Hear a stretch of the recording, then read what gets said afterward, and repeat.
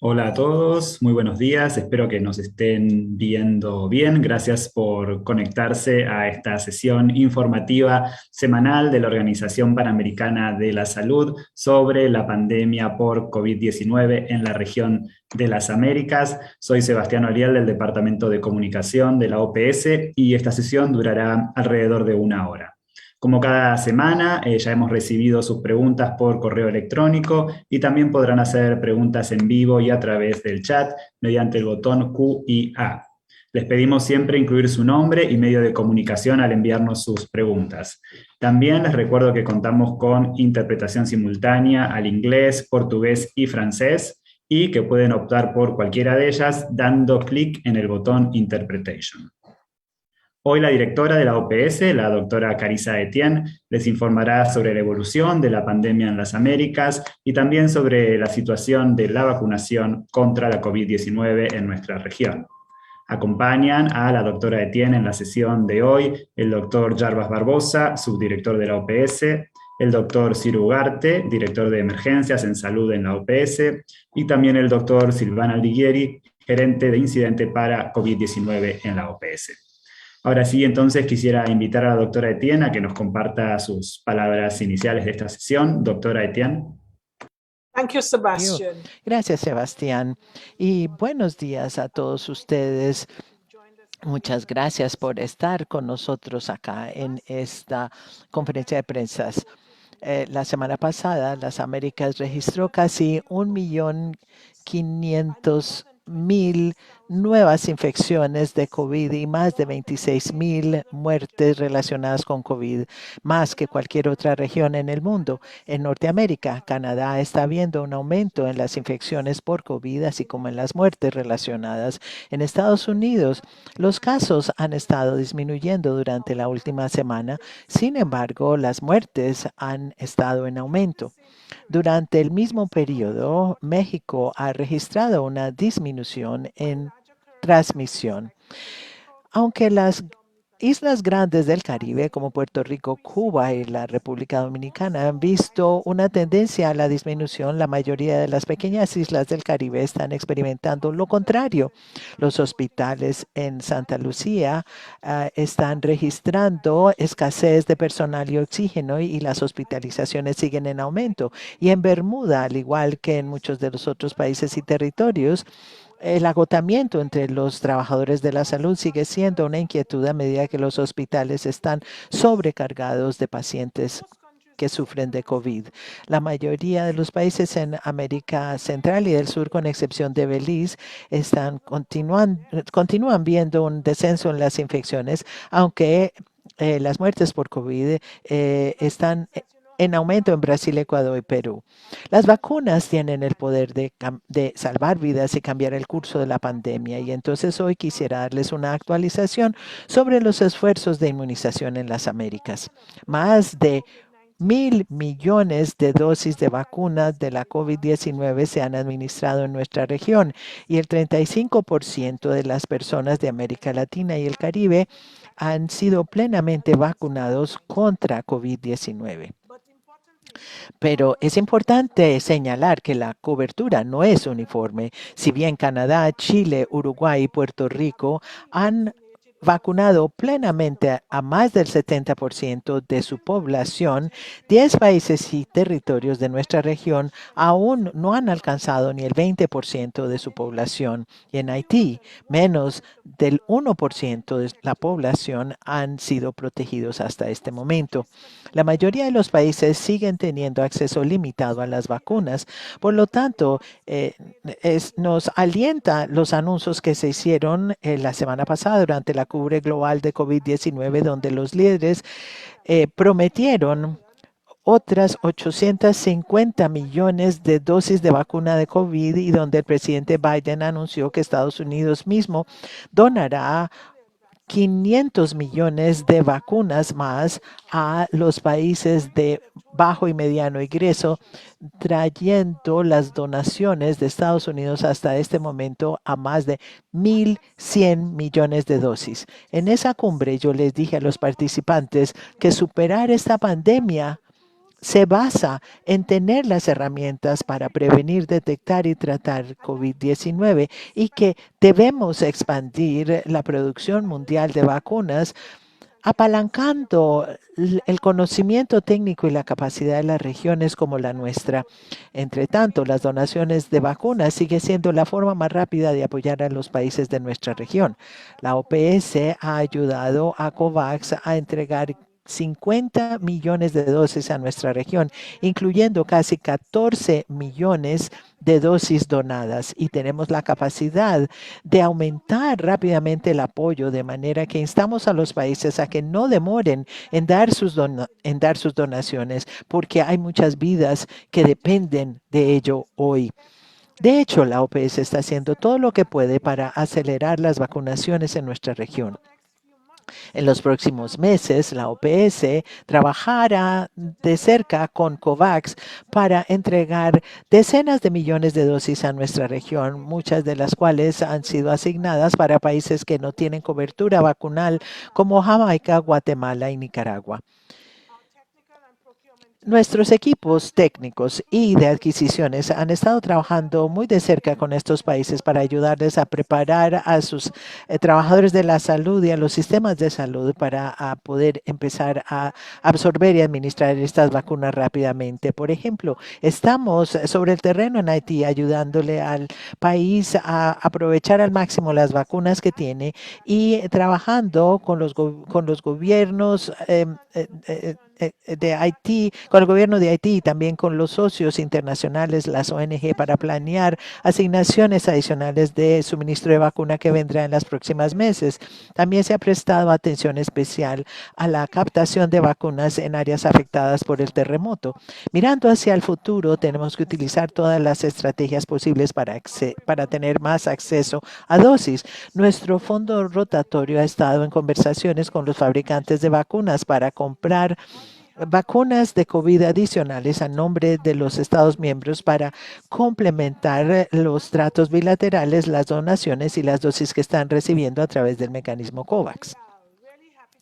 Estamos muy contentos de poder compartirles que hemos llegado a un acuerdo con Sinovac y hemos empezado a aceptar pedidos que estarán listos para entregarse este año, y espero firmar nuevos acuerdos en los próximos días para comprar vacunas que hayan sido aprobadas para uso de emergencia de otros proveedores para 2021 y 2022.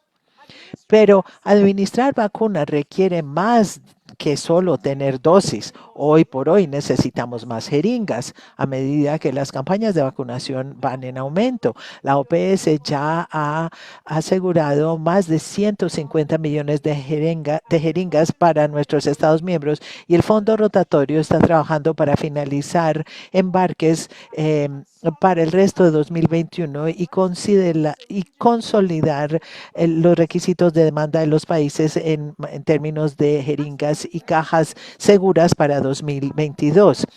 A medida que trabajamos para eliminar las brechas inmediatas, la OPS también está trabajando para expandir la capacidad de fabricación de nuestra región, para construir un suministro más sostenible y confiable de vacunas y tecnologías médicas. América Latina y el Caribe han importado casi todos los productos médicos que han utilizado durante la respuesta a COVID, y hoy estamos pagando el precio a medida que continuamos con demoras en la producción.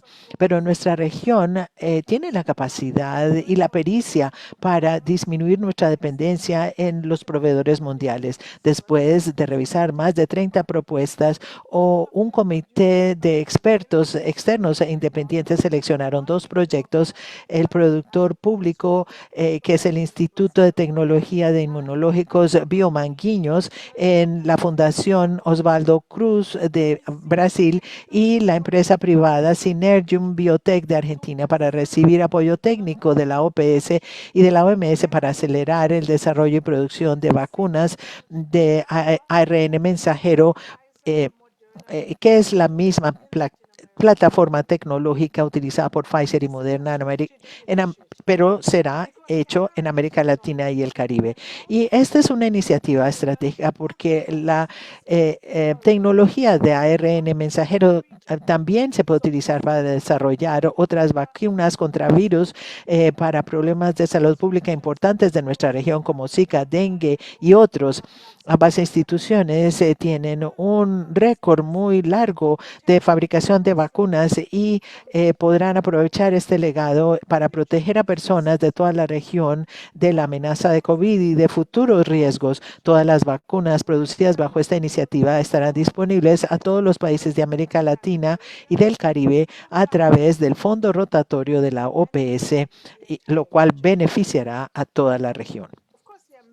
Obviamente hay muchos pasos que se requieren para fabricar vacunas. Entonces también estamos invitando a fabricantes farmacéuticos públicos y privados que pueden desarrollar y producir componentes esenciales para las vacunas de ARN mensajero a que formen parte de esta plataforma regional. Las solicitudes se recibirán hasta el 15 de octubre y estimulamos a los proveedores de toda la región a que presenten su solicitud. Por último, estamos contando con el apoyo de los Estados miembros, las instituciones financieras y otros para priorizar inversiones en nuestras cadenas de suministro regional. Porque si bien es cierto que expandir la fabricación farmacéutica regional requerirá inversiones importantes, el costo de la inacción es demasiado alto y no podemos hacerlo solos. Entonces, una vez más, insto a los países, a las instituciones y a los socios que tenemos en toda la región para que trabajemos conjuntamente para poder superar esta pandemia más rápidamente y ser más fuertes y más resilientes cuando llegue la próxima crisis. Muchísimas gracias. A pasar ahora a responder a las preguntas que nos han enviado por correo electrónico y también a las que estamos recibiendo a través del QIA. Recuerden identificarse con su nombre y medio de comunicación. La primera pregunta es de Cassandra Garrison, corresponsal para México y Centroamérica de la agencia Reuters. En inglés dice, "This week Reuters..." Esta semana Reuters publicó una historia sobre el plan de COVAX de reformar la metodología de asignación para las vacunas para tener en cuenta la proporción de la población que ya ha sido vacunada a través de tratos por separado en lugar de teniendo en cuenta el tamaño de la población. ¿Puede la OPS confirmar si esta nueva metodología tendrá impacto en las asignaciones que haga COVAX de vacunas para México o de países de América Central? Y si es así, ¿podría usted explicarnos cómo es la situación y cuándo serán los cambios y cuáles y cuándo? Gracias por su pregunta. Estamos hablando de asuntos de equidad. Esto lo hemos puesto de relieve en todas las conferencias de prensa. La doctora Etienne vive diciendo que necesitamos más dosis para América Latina. COVAX anunció hace 2 semanas que habrá una ronda de reasignaciones y entonces empezando en octubre, entonces se utilizarán 120 millones de dosis y estas 120 millones de dosis serán asignadas para los países que tienen menos del 10% de cobertura vacunal. Entonces, esto será un beneficio para 3 países de nuestra región, Haití, Nicaragua y Jamaica. Pero COVAX también anunció que en noviembre o diciembre tendremos más o menos 600 millones de dosis y el 50% de estos 600 millones de dosis se asignarán para los países que bajas tasas de cobertura en el mundo. Esto también beneficiará no solo a estos 3 países, sino a otros 7, o sea, los 10 países que no tienen por lo menos el 20% de su población cubierta con vacunación. 20% es lo que se utiliza como un umbral porque en todos los países, los grupos más vulnerables, incluyendo los trabajadores de la salud, las personas de edad y las personas que tienen enfermedades que pueden estar a riesgo de desarrollar casos severos de COVID-19, más o menos el 20% de la población. Entonces, por eso esta es la cifra, el mínimo de cobertura, 20% que se requiere para proteger a los más vulnerables. Entonces, COVAX sí anunció estos nuevos procedimientos de asignación y esto está de acuerdo con lo que la OPS ha estado diciendo desde un principio y con base en los datos epidemiológicos y también teniendo en cuenta las coberturas que hay en todos los países. Esto debe utilizarse para definir la priorización para desplegar las vacunas. Esto es buena noticia, entonces, que el mecanismo mundial de COVAX va a empezar a utilizar entonces un criterio para dar acceso más equitativo. Muchas gracias. Gracias, doctor. Siguiente pregunta, Cintia Torres de Confidencial en Nicaragua. Pregunta si existen fechas específicas para la llegada de las vacunas Pfizer y Sinopharm a Nicaragua y si OPS tiene algún reporte sobre la vigilancia que realiza el Ministerio de Salud para identificar las nuevas variantes del virus SARS-CoV-2 en el país. Doctor Ugarte. Muchísimas gracias por esas preguntas. Mañana 30 de septiembre llegarían unas 138,000 dosis de Sinopharm y luego la donación de 233,000 dosis de Pfizer estarían programadas para finales de la segunda semana de octubre, quizá el 11. La OPS, como saben, está comprometida con buscar más vacunas para los países que tienen menos cobertura, como lo ha dicho nuestra directora, el doctor Yarva. Y en ese sentido hacemos esfuerzos conjuntos para el acceso de vacunas en particular, porque hemos observado que la demanda de vacunación en Nicaragua es importante. Y en este sentido, felicitaciones al pueblo de Nicaragua que se está vacunándose y esperamos que esas vacunas estén disponibles en mayor cantidad. Hay que recordar que Nicaragua ha hecho importantes esfuerzos en la preparación para la vacunación. Se han entrenado vacunadores, se ha mejorado el sistema de la cadena de frío. Aún así existen retos muy importantes, no solo por la disponibilidad de vacunas, sino también por los anuncios y los esfuerzos que se hacen para que esa vacunación se haga de la manera más transparente y con información detallada para, digamos, controlar la pandemia. En ese sentido, la información que contamos respecto al número de casos, el número de fallecidos, sigue siendo muy escueto.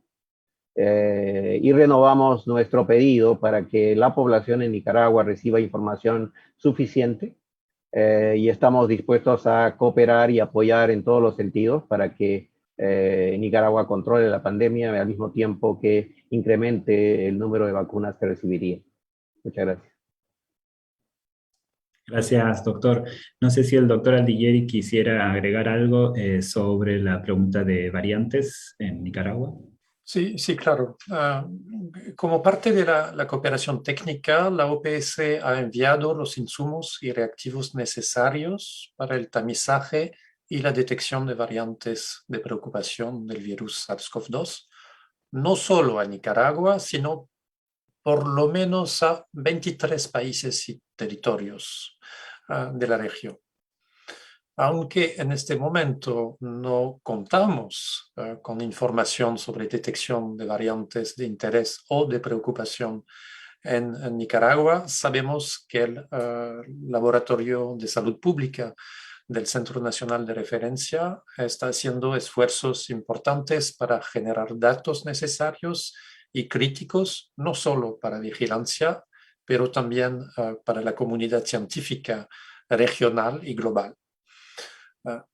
Por otro lado, es siempre importante plasmar esos comentarios en un contexto subregional y gracias a los esfuerzos de países como Guatemala, Honduras, Salvador, Belice, Costa Rica y la inmensa colaboración del Instituto Gorgas en Panamá, que es el laboratorio de referencia, uno de los laboratorios de referencia de la red regional de genómica, ha sido posible demostrar la circulación de variantes de preocupación alfa, gamma y delta en América Central y la co-circulación con otras variantes de interés, como lambda y mu.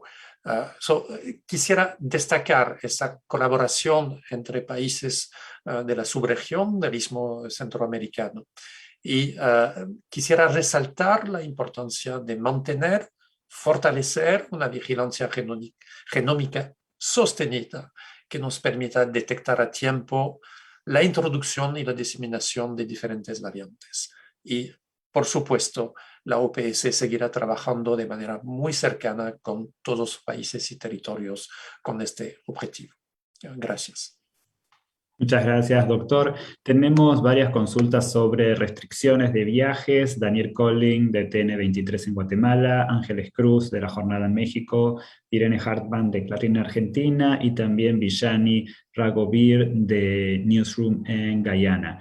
Preguntan si sobre las restricciones de acceso que están imponiendo algunos países a personas con vacunas que no han sido autorizadas por dichas naciones. Quieren saber la opinión de la OPS sobre esto, cómo se está trabajando el problema de la homologación internacional de vacunas aprobadas por autoridades regulatorias nacionales, si esta es una medida que atenta, la restricción, si atenta contra los derechos de las personas, y también si la OPS recomienda a esas personas volver a vacunarse con otra vacuna. Doctor Barbosa. Gracias por las preguntas. Há muchas dudas sobre el tema de las vacunas, los certificados de vacunas, y son temas que todos tienen mucho interés. Primero, déjeme decir, por la última pregunta, nosotros no recomendamos tomar una segunda vacuna por ningún motivo. No se está establecido ninguna necesidad médica para a saúde das pessoas de tomar outras vacunas.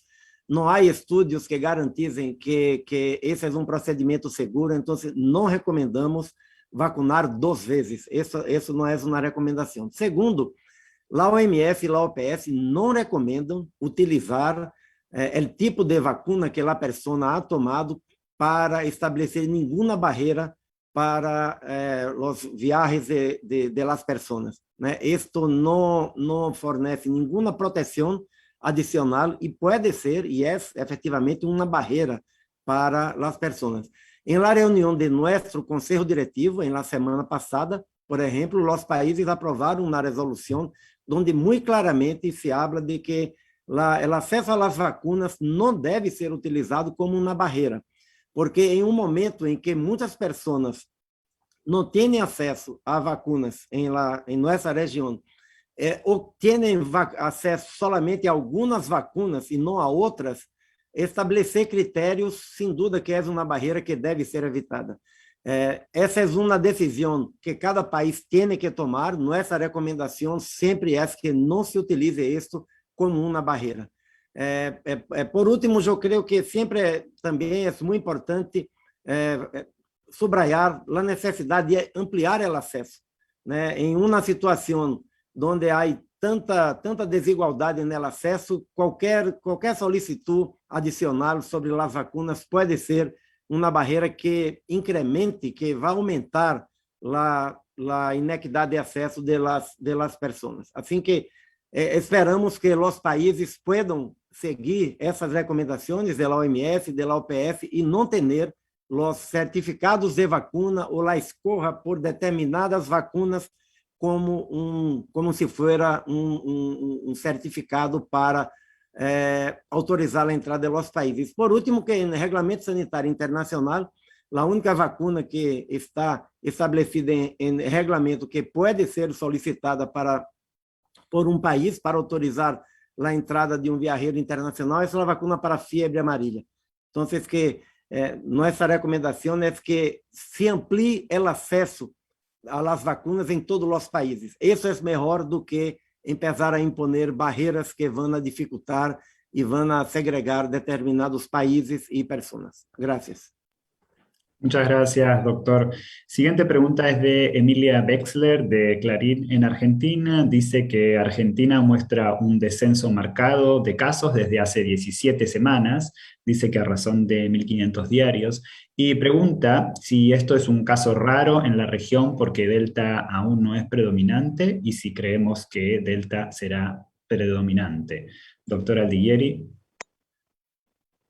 Sí, gracias por esa pregunta. No, Argentina no es un caso aislado en América del Sur. Observamos el mismo comportamiento en varios países de esa subregión. Creemos que esa situación de caída de nuevos casos se debe a una combinación de varios factores. Primero, los importantes picos de transmisión que ocurrieron en Argentina y otros países de la misma subregión durante la primera parte del 2021 generaron la imposición de medidas estrictas de salud pública, en particular en las zonas geográficas en donde había un incremento de la transmisión. Y eso ha generado menos movilidad y menos mezcla social. Quisiera destacar que los testeos, las pruebas de laboratorio no han disminuido. El promedio en los últimos 7 días es arriba de 30.000 pruebas de laboratorio diarias en Argentina, con una tasa de positividad de 2.8%.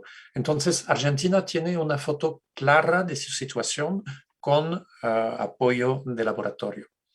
Pero es importante, muy importante, diría, tomar en cuenta los aspectos inmunitarios en la población. Argentina está subiendo rápidamente su cobertura de vacunación con una cobertura arriba del 47%, según los últimos datos publicados, yo creo, a finales de la semana pasada. Hasta el momento, cuanto a la variante Delta, la variante Delta ha sido detectada en 52 países y territorios de las Américas. Sin embargo, su distribución es bastante heterogénea, con predominio en América del Norte y en el Caribe, pero con una expansión más lenta en algunos países de América del Sur, donde la variante Gamma sigue siendo predominante. Es muy probable que en algunas semanas la variante Delta sea predominante en más países de la región. Sin embargo, es difícil explicar por qué hasta el momento esa variante Delta no ha tenido una expansión más explosiva como ha ocurrido en otras regiones. Una hipótesis, pero es una hipótesis, es que la intensa co-circulación previa de muchas variantes, incluyendo la variante Gamma, hayan generado una protección cruzada que detenga un poco la velocidad de expansión y el reemplazo de cepas. Espero haber respondido a la pregunta de la periodista de Argentina. Gracias. Gracias, doctor. Siguientes preguntas vinculadas con los boosters vienen de Irene Hartmann de Clarín en Argentina, también Steve Cirilien de PJD2 Radio en San Martín. Irene dice que varios países están indicando tercera dosis contra COVID-19 a personas con inmunosupresión, es decir, quienes posiblemente no hayan generado buena inmunidad con 2 dosis. Y dice que hasta ahora OPS y OMS han desalentado las terceras dosis en vista de priorizar a los no vacunados. Pregunta cuál es nuestra opinión en estos momentos. Y Steven Sirlian también quiere saber si las dosis estas de refuerzo booster shots son necesarias en este momento, teniendo en cuenta que hay países que han comenzado y hay países como el Caribe que todavía tienen dificultades para vacunar a sus ciudadanos. Doctor Barbosa. Gracias por la pregunta. Essa pregunta é importante porque, sem dúvida, estamos em um momento de uma inequidade tão importante no mundo que há países já discutindo terceira dose, enquanto outros países todavia estão buscando como vacunar com a primeira dose os mais vulneráveis. Então, a OPS tem uma posição, estamos seguindo, acompanhando a posição do grupo estratégico de expertos em vacunação da OMS, que é SAGE, por seu acrônimo em inglês.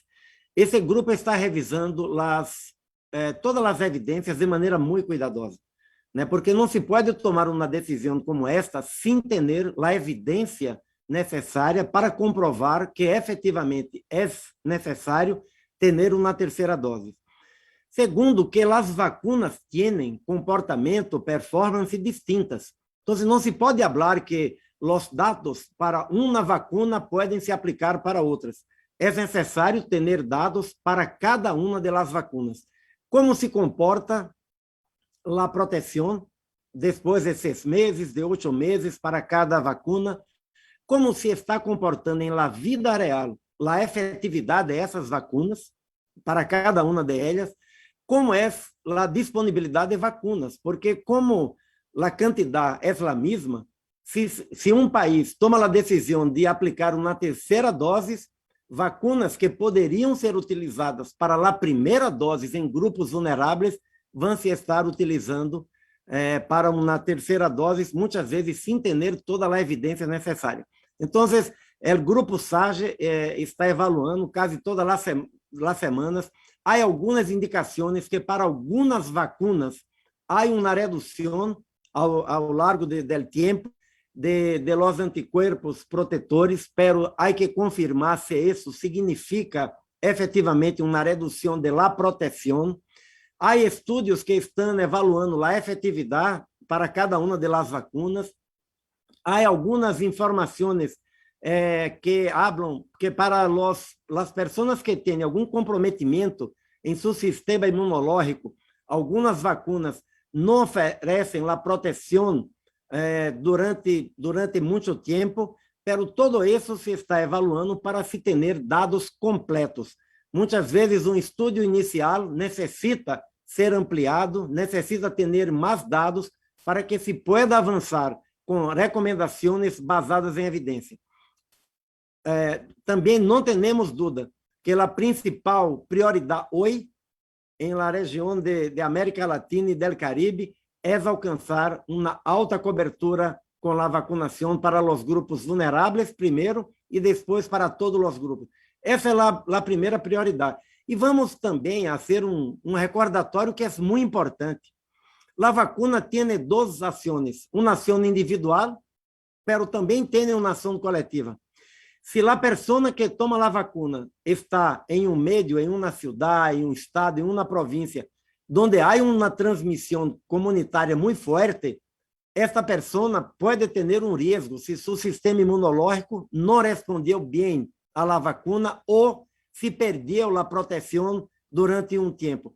Pero, se esta pessoa está em uma comunidade, em uma cidade ou um estado onde a cobertura vacunal é elevada e, además, se utilizam as medidas de saúde pública, a transmissão vai diminuir. Então, esta pessoa está protegida e vai estar protegida não por uma dose adicional, mas vai estar protegida porque a transmissão está diminuindo onde vive. Assim que eu creio que a prioridade deve ser, sem nenhuma dúvida, alcançar uma cobertura vacunal elevada enquanto se revisam os dados científicos, os estudos, para poder fazer uma recomendação segura sobre esse tema. Muitas gracias.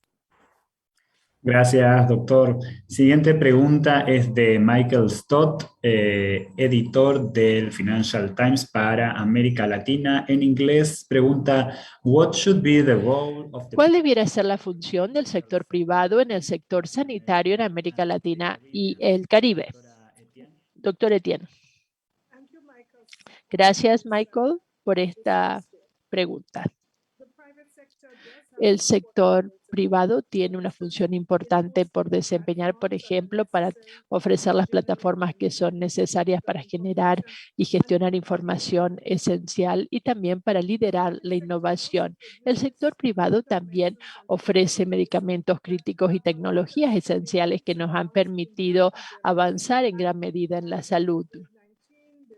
y en la COVID-19 el tema de las vacunas y también otras vacunas que se utilizan en programas vacunales sistemáticos. Por supuesto, esto no sería posible sin el desarrollo del sector privado.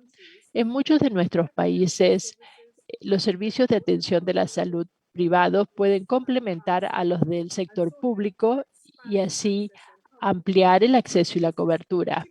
Esto es especialmente importante en lo que respecta al sector privado sin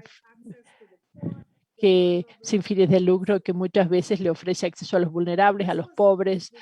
Y esto fue lo que vimos antes de la pandemia y también sigue siendo así durante la pandemia. Por ejemplo, en las Bahamas, una alianza entre los sectores privado y público contribuyó a aumentar la capacidad de camas para los pacientes de COVID-19, adaptó y redefinió un modelo de atención para responder a la evolución de la pandemia, protegió a comunidades de las islas, de la familia de islas, incluyendo el transporte para los pacientes y también transferencias aéreas e insumos. En Chile, al comienzo de la pandemia de COVID-19,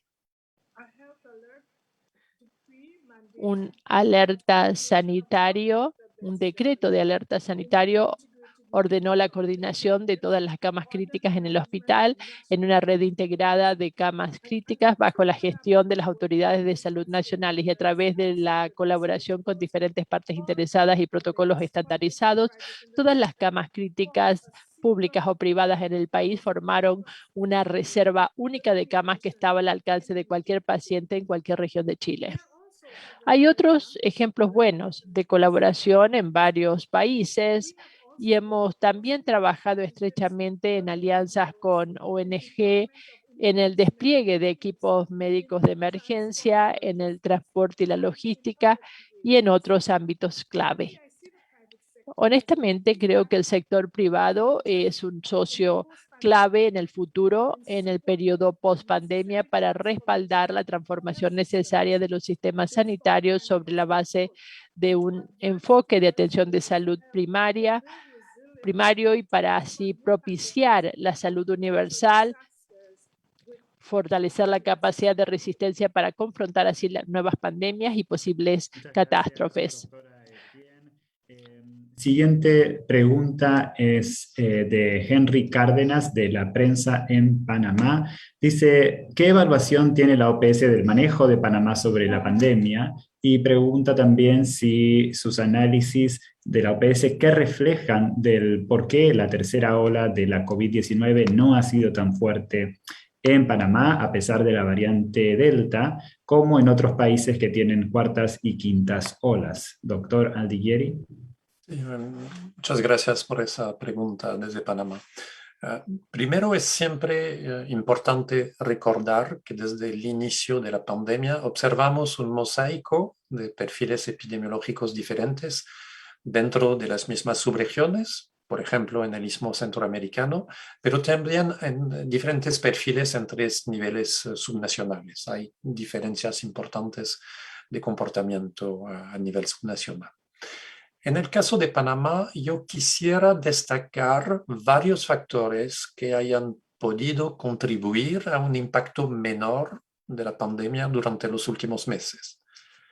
Primero, el efecto de la vacunación, con 5.4 millones de dosis aplicadas, que ya cubre más de la mitad de la población, con 2 dosis. 55% según los datos del Ministerio de Salud. Eso es el primer punto, el efecto de la vacunación. Quisiera también destacar el desarrollo de una red muy sólida de vigilancia por laboratorio. Eso ha permitido una caracterización rápida de los brotes con más de 10.000 pruebas al día. Además, eso ha ampliado la capacidad de rastreo de contactos. Y también se instaló una vigilancia genómica del virus SARS-CoV-2 de manera muy temprana, con un rol muy activo del Instituto Gorgas, que sirve como uno de los 6 laboratorios de referencia a nivel de las Américas. Y también mencionar que en Panamá se instauró el uso de medidas protectoras de manera obligatoria. Estoy hablando de mascarilla y pantalla facial. Sin embargo, no bajar la guardia, como en toda nuestra región, y con la reciente flexibilización de medidas de salud pública, podría ser que se modifique esa situación, especialmente en grupos o bolsones de personas no vacunadas. Espero haber respondido a la pregunta del periodista de Panamá. Gracias. Muchas gracias, doctor. Tenemos algunas preguntas sobre Venezuela. Nicole Yapur de Bloomberg dice, al contrario de otros países de la región, el número de contagios diarios de COVID parece no ceder en Venezuela, según cifras oficiales.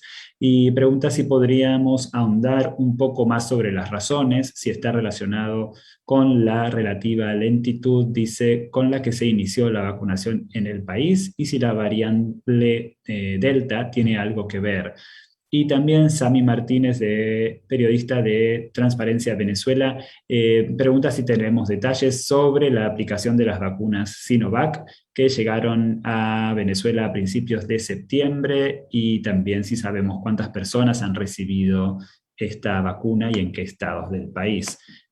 Doctor Ugarte. Gracias, Sebastián. Gracias por esas preguntas. Como en muchos otros países, existen varios factores que inciden en el aumento de la transmisión. Y en el caso de Venezuela parecieran coincidir varios factores. En primer lugar, la disminución de las medidas de distanciamiento físico, aunque hay recomendaciones nacionales que se implementen. Por otro lado, la baja disponibilidad de vacunas y bajo porcentaje de población con cobertura de protección. Y también la aparición de las variantes, aunque según los datos oficiales del IDIC, un muy bajo porcentaje de las muestras corresponden a Delta. De tal manera que podríamos decir que mientras la cobertura de vacunación contra la COVID-19 en Venezuela se incremente a niveles de protección, es muy importante seguir implementando de manera permanente las medidas de distanciamiento físico y otras medidas de autoprotección por parte de la población. Este es un llamado muy importante a la población porque solo así podremos protegernos tanto de cualquier variante, pero también de la COVID-19.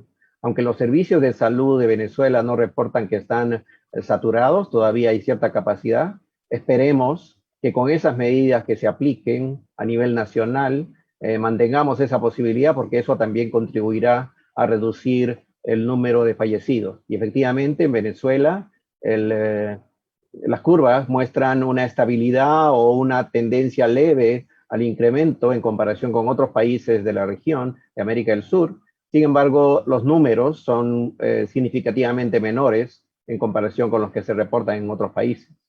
Respecto a las vacunas que llegó recientemente, han sido entregadas, han sido proporcionadas al programa de inmunizaciones y está en progreso. Estamos esperando la información oficial del gobierno sobre la aplicación para lograr esquemas de vacunación y además tienen también otras modalidades con otras vacunas que están aplicando, de tal manera que pronto podremos compartir la información que llegue a la organización. Mientras tanto, estamos implementando conjuntamente acciones de respuesta para reducir el número de casos y reducir el número de fallecidos en Venezuela. Gracias. Muchas gracias, doctor. Tenemos varias preguntas con respecto a transferencia de tecnología y producción de vacunas en nuestra región. Manuel Lino González, de Eje Central en México, pregunta si las instituciones que se seleccionaron en Argentina y Brasil para recibir la transferencia tecnológica de la vacuna de ARN mensajero, dice, fueron las únicas dos instituciones que cumplieron con los requisitos. Y también quiere saber si había un límite en el número de empresas o centros a los que se podía hacer esta transferencia de tecnología, dice. Y también tenemos una consulta de Maribel Ramírez Coronel, de El Economista en la Ciudad de México, y pregunta cómo considera la OPS que pueden alinearse mejor los esfuerzos regionales para la producción de vacunas anti-COVID, teniendo en cuenta las propuestas de CEPAL, de OPS y de otros organismos. Y también quería saber si OPS apoya la propuesta de CEPAL de buscar ante la Organización Mundial del Comercio flexibilizar la propiedad intelectual en forma temporal para acelerar la producción de vacunas. Doctor Barbosa. Gracias por las preguntas. Primero, déjame aclarar bien que cuando lanzamos la consulta regional para las propuestas, tuvimos cerca de 30 propuestas que foram apresentadas. Não havia um limite para o número de propostas, pero teníamos alguns critérios que um comitê externo, independente de expertos, quando hice a análise das propostas, as propostas deveriam ser factíveis. Ou seja, isso eu creio que é um pressuposto muito importante. As propostas tinham que demonstrar que eram possíveis de sua implementação em el país que estava propondo. Segundo, que todos os produtos produzidos por estas iniciativas devem beneficiar a todos os países de América Latina e do Caribe. O que estamos trabalhando na OPS não é para ter a capacidade de um país solo fabricar para sua própria população. Sabemos que durante a pandemia há muito interesse nos países e temos que aproveitar esse interesse exatamente para reduzir a vulnerabilidade de nossa região, pero com propostas factíveis que possam efetivamente cambiar a situação da região. Por isso que o primeiro passo da plataforma regional que a OPS lançou, é exatamente de começar com essa tecnologia que, como nossa diretora chamou a atenção, é estratégica, porque é uma tecnologia nova, né, de ARN mensageiro, que pode ser utilizada também para outros problemas, outras enfermidades virais que temos na região. Assim que se selecionou os 2 melhores projetos, que eram os 2 projetos mais factíveis. Um é um projeto de um produtor público, como a diretora mencionou, o Instituto Biomanguinhos, da Fundação Oswaldo Cruz, Fiocruz de Brasil, que desenvolveu uma vacuna de ARN mensageiro. Ou seja, tem sua própria tecnologia para produzir a vacuna. E aí vamos brindar com a OMS apoio técnico, cooperação técnica para que se pueda ter um processo mais rápido de finalizar o desenvolvimento e começar a produção dessa vacuna. E o consórcio de empresas privadas de Argentina, Synergium Biotech e Max Science, que são produtores com muito forte capacidade de produção, que vão fazer uma inversão para ampliar a planta produtiva. Essa vai necessitar alguma transferência de tecnologia que já estamos com nossos colegas de Ginebra em busca de empresas que possam fazer esse processo. Também quero chamar a atenção que se está buscando fortalecer outros países que tenham produtores de componentes para essas vacunas. Assim que, como nossa diretora chamou a atenção, ao princípio, temos uma chamada aberta que empresas de biotecnologia de muitos países da região também possam participar com sua colaboração. A outra proposta, a OPF está buscando um diálogo com todos os atores importantes na região.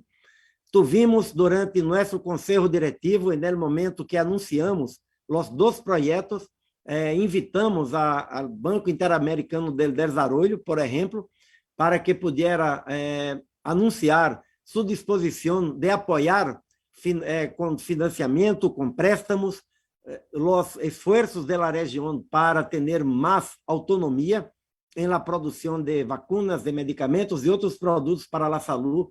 Temos também um diálogo com o CEPAL muito importante, muito produtivo. CEPAL também ha participado desse evento e seguimos com um mandato que foi aprovado por os Estados-membros da OPS. Na última semana, no Conselho Diretivo, os países aprovaram um documento muito importante, exatamente de solicitar à OPS que pueda fortalecer seu rol de liderazgo, de coordenação, para que os países de América Latina e do Caribe possam ter mais capacidade de produção e de acesso.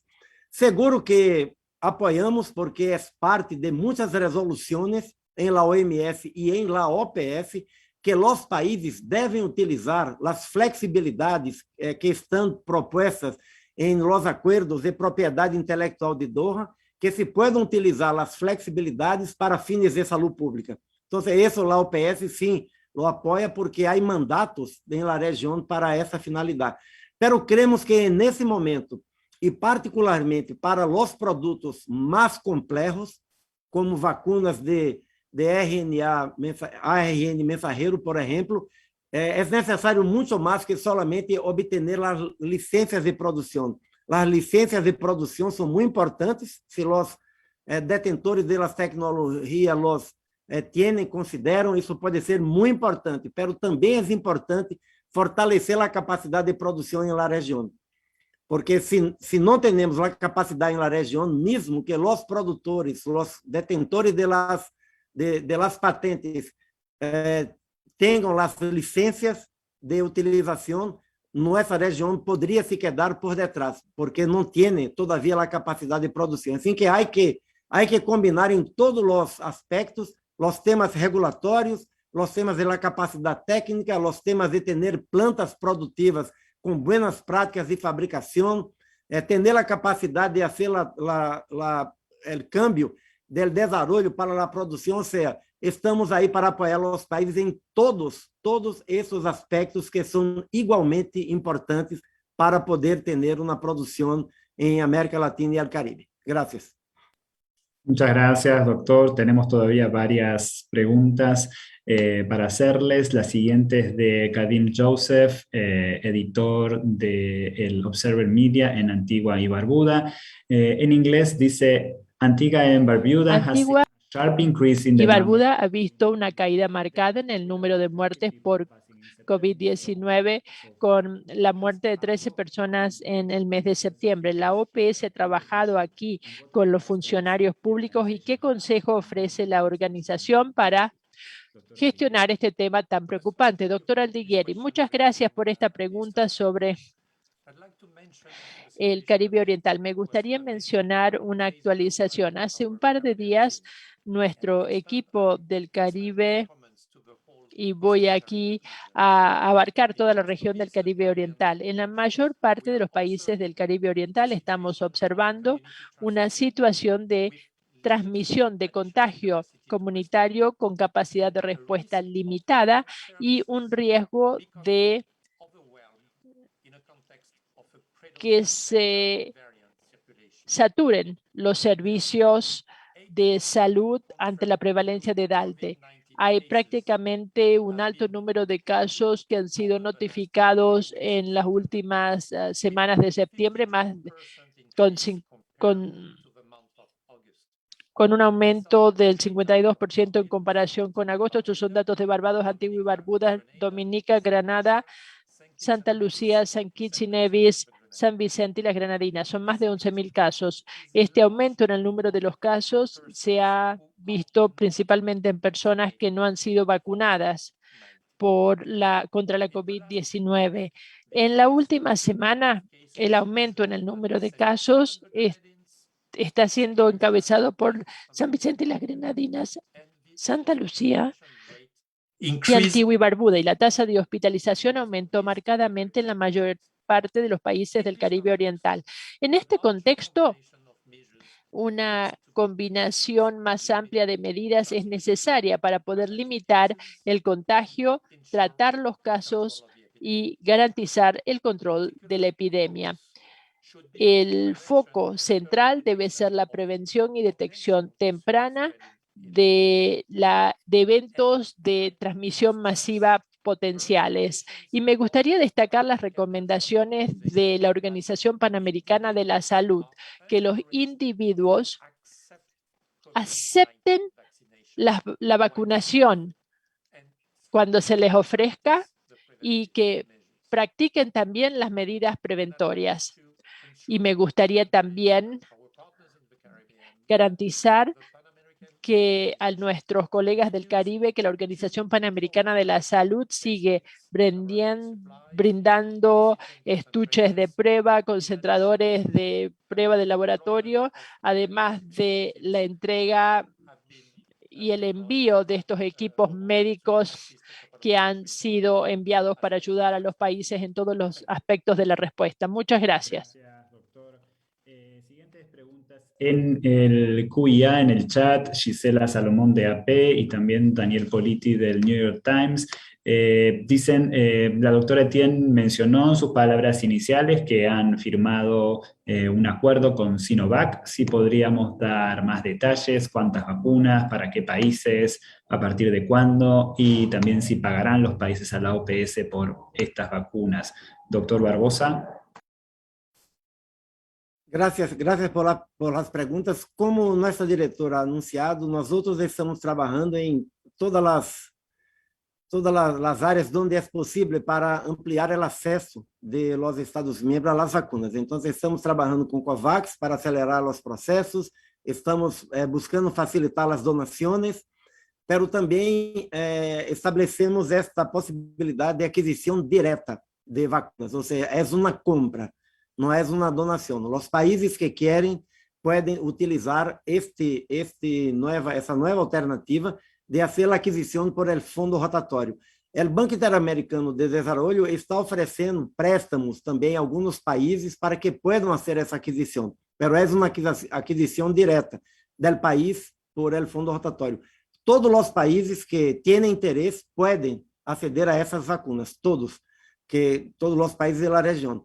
Já recebimos solicitudes iniciais de número de países, de cerca de 24 países de la região, alguns de vacunas para esse ano, outros para vacunas para o 2022. Estamos em negociações com todos os produtores que têm a autorização de uso de emergência da OMS, porque o fundo rotatório só pode adquirir vacunas de produtores que têm esse certificado.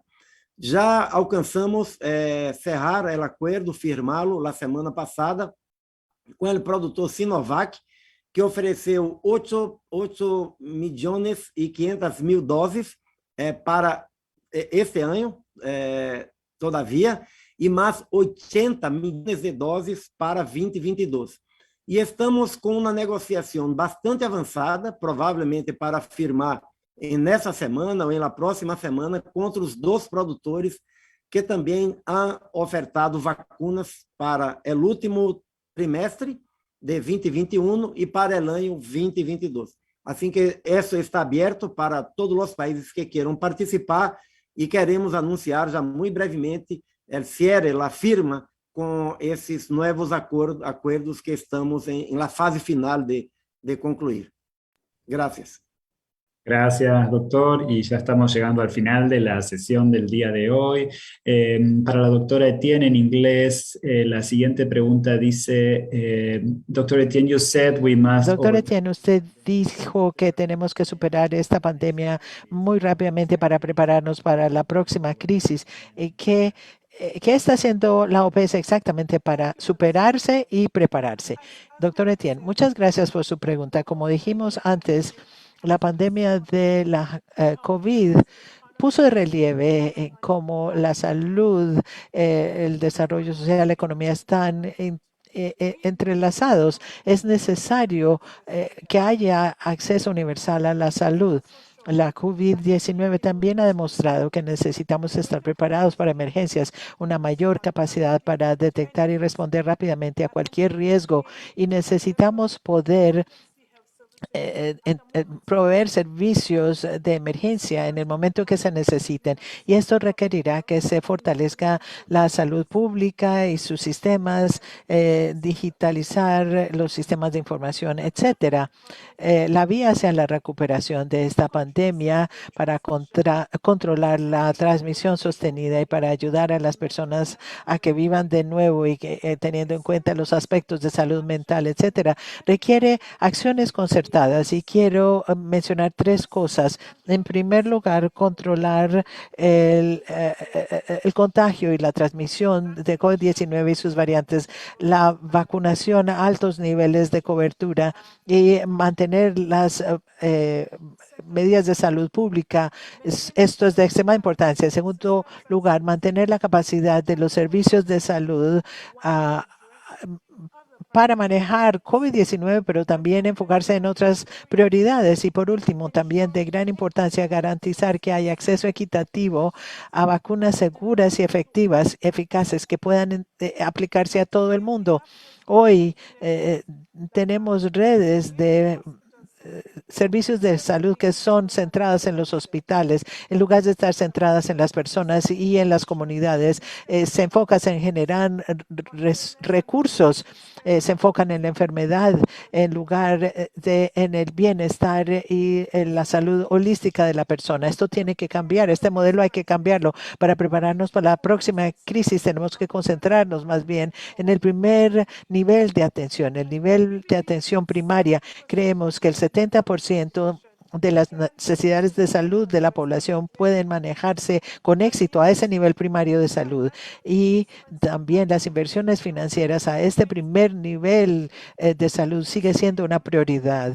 Estoy convencida de que necesitamos niveles mayores de financiación en salud. Tenemos que utilizar de mejor manera los recursos para poder tratar con las inequidades que existen y mejorar el gasto y las eficiencias de nuestros sistemas. Hay que invertir en investigación en la salud y aplicar la evidencia científica cuando se hacen políticas públicas para que tomemos decisiones que se basen en el conocimiento técnico y científico más reciente. Y más importante, tenemos que convertirnos en autosuficientes para enfrentar las emergencias de salud cuando ocurran. La inversión en ciencia, tecnología y la base industrial en los países en desarrollo es algo indispensable para el futuro. Y la OPS está trabajando con los Estados miembros en todas estas cosas, asegurándonos de que podamos enfrentar con éxito esta pandemia y traerla a su fin, pero que al mismo tiempo empecemos a prepararnos ya para el futuro, no solamente recuperarnos de COVID-19, sino también formar sistemas de salud más fuertes, tener formación de capacidad para emergencias, para estar mejor preparados, para dar atención de calidad y para estar preparados para otras emergencias. Quisiera agradecerles a todos por estar hoy con nosotros y quiero recordarles a todos que mantengan su seguridad, háganse vacunar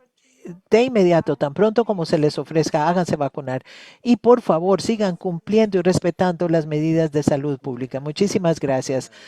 Ahora sí, entonces hemos llegado al final de la sesión de hoy. Gracias a todos por conectarse y enviarnos sus preguntas. Recuerden que pueden encontrar más información en la página web de la OPS, www.paho.org/coronavirus, y pueden seguir en contacto con nosotros también a través del correo electrónico.